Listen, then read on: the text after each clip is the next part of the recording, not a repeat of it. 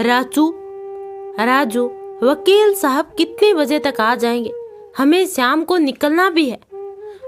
अगर बाबूजी की वसीयत का नाटक नहीं होता तो हम कल ही निकल जाते।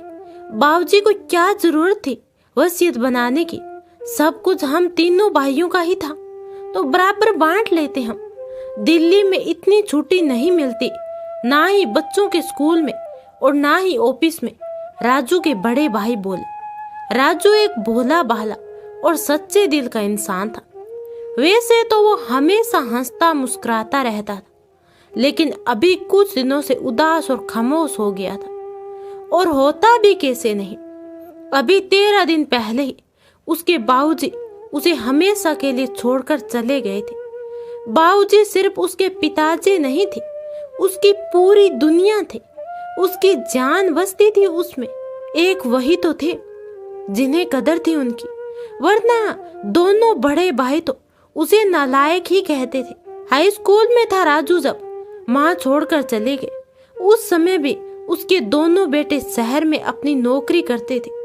केवल राजू ही था उनके पास। मरने से पहले माँ ने राजू का हाथ पकड़कर कहा था कि बेटा, मुझे वचन दे, तू अपने बाबूजी को कभी अकेला नहीं छोड़ेगा, हमेशा उनका ख्याल रखेगा।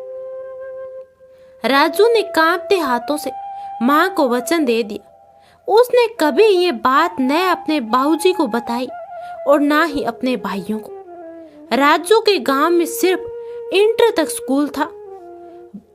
बड़े भाई इंजीनियर थे, तो उन्होंने इंटर के बाद राजू को शहर बुलाया और इंजीनियरिंग करने की सलाह दी। छोटे भाई जो खुद एक डॉक्टर थे, उसने राजू को पूछा कि उसे जो भी पढ़ना है वह उसको बता सकता है।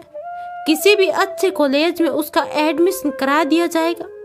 राजू पढ़ना तो चाहता था, लेकिन अपने भाइयों के व्यवहार की वजह से उनके पास जाने की हिम्मत न पड़ती। बड़े भाई की शादी तो माँ के सामने ही हो गई थी। पहले तब भी बड़ी भाभी कभी कभी गांव आया जाया करती थी, लेकिन अब तो उन्हें गांव आने में शर्म आती है। छोटे भाई ने भी माँ के जाने के 1 साल बाद ही अपने साथ काम करने वाले डॉक्टर से शादी कर ली थी। उनको तो हमारे साथ उठना बैठना वैसे भी पसंद नहीं था। ऐसे में बाबूजी को वहां रखना सही नहीं होगा और उनको गांव छोड़ के भी नहीं जा सकते। हरी काका ने तो कहा था कि चले जाओ राजू बेटा, मैं रख लूंगा बाबूजी का ध्यान। लेकिन राजू का मन नहीं माना और उसने आगे ना पढ़ने का निर्णय लिया। बाबूजी ने उसे बहुत समझाया, लेकिन राजू अपने निर्णय पर अटल रहा। दोनों भाइयों के साथ गांव के और भी लोग बाबूजी से कहते हैं कि उनका छोटा बेटा तो नालायक निकला। बाबूजी कुछ नहीं कहते, बस मुस्कुरा जाते थे। राजू ने गांव में ही रहकर खेती करना शुरू किया और इतनी मेहनत की कि हर साल सबसे ज्यादा फसल राजू के खेत में ही होती। फसल बेचने के बाद जो पैसा मिलता, बाबूजी उससे और जमीन खरीद लेते।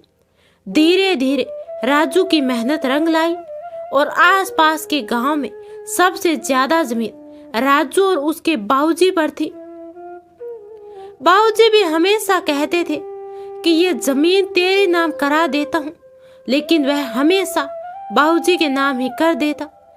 बाबूजी ने पास ही की गांव की एक लड़की से राजू की शादी करवा दी थी। शादी से पहले राजू ने कहा कि एक बार वह सुनीता से बात करना चाहता है। उस समय सबने उसका मजाक बनाया, लेकिन बाबूजी ने उसे हंसकर हाँ कर दिया। राजू जब सुनीता से मिला तो उसने माँ के वचन के बारे में बता दिया था और यह भी कह दिया था कि भविष्य में कभी भी वह उसे भाभियों की तरह शहर जाने को न कहेगी। वह अपने बाबूजी को छोड़कर कहीं नहीं जाएगा। राजू का अपने पिता पर इतना प्रेम देखकर सुनीता तो वैसे ही उसकी दीवानी हुई थी।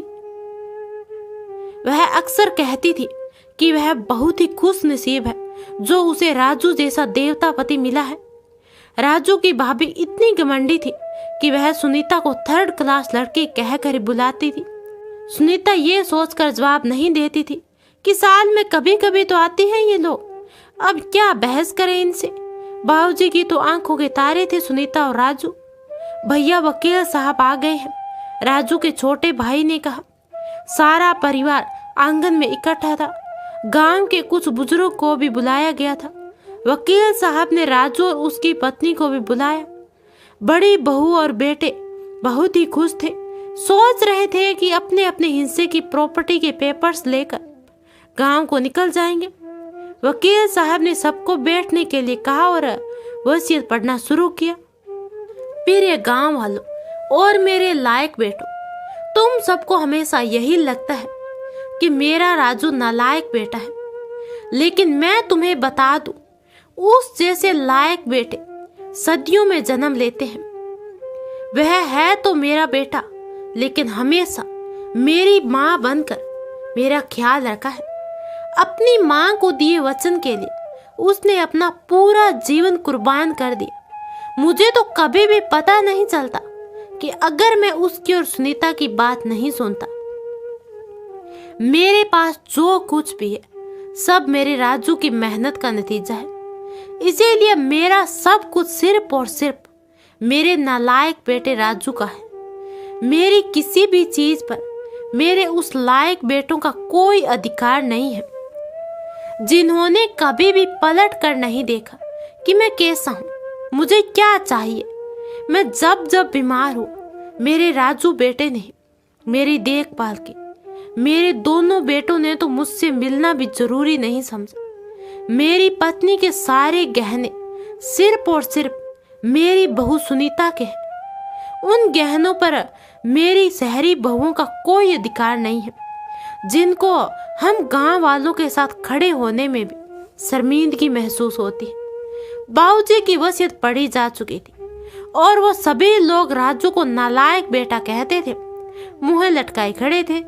दोनों भाई भी गुस्से में अपने अपने परिवार के साथ जा चुके थे, कभी न आने के लिए। अब आंगन में खड़ा राजू उस गांव का सबसे अमीर व्यक्ति था, लेकिन फिर भी वह अपने आप को सबसे ज्यादा अमीर महसूस नहीं कर रहा था, क्योंकि उसकी असली दौलत तो उसके बाबूजी उसे हमेशा के लिए छोड़कर जा चुके थे।